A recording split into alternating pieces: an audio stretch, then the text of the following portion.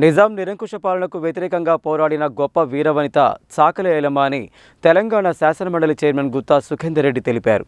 ఆమె పోరాట స్ఫూర్తి నేటి యువతకు ఆదర్శమని చెప్పారు.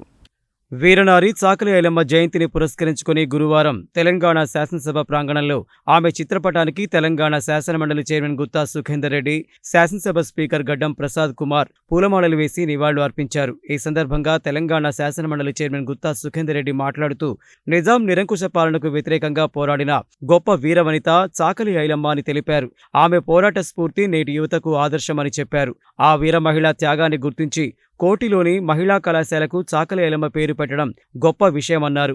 ఐలమ్మ పుట్టినరోజు కార్యక్రమాన్ని ప్రభుత్వం అధికారికంగా నిర్వహించడం సంతోషంగా ఉందన్నారు. ఈ కార్యక్రమంలో ప్రభుత్వ విప్ బీర్లా ఐలయ్య, ఎమ్మెల్సీలు Kodandaram, Basavaraju Sarayya, Dayanand, legislature secretary doctor Narasimhacharyulu తదితరులు పాల్గొన్నారు. అలాగే చాకలి ఐలమ్మ జయంతిని పురస్కరించుకుని గురువారం స్థానిక సంస్థల అదనపు కలెక్టర్ టి పూర్ణచంద్ర, జిల్లా కలెక్టర్ కార్యాలయంలోని సమావేశ మందిరంలో వీరనారి చాకలి ఐలమ్మ చిత్రపటానికి పూలమాల వేసి ఘనంగా నివాళులు అర్పించారు.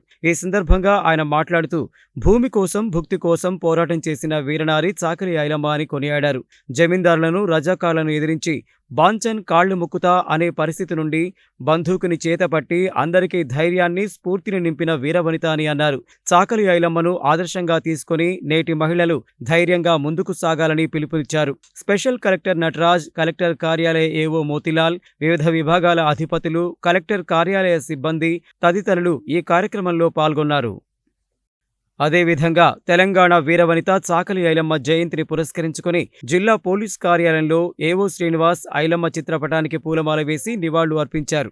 ఈ సందర్భంగా ఆయన మాట్లాడుతూ, జిల్లా ఎస్పీ శరత్చంద్ర పవార్ సూచనల మేరకు తెలంగాణ సాయుధ పోరాట యోధురాలు చాకలి ఐలమ్మ జయంతి వేడుకలను జిల్లా పోలీస్ కార్యాలయంలో నిర్వహించడం జరిగిందని తెలిపారు. ఈ కార్యక్రమంలో AO Srinivas, superintendent Shabbir, Sabitha, RI Santosh, DPO కార్యాలయం సిబ్బంది, పోలీస్ సిబ్బంది పాల్గొన్నారు.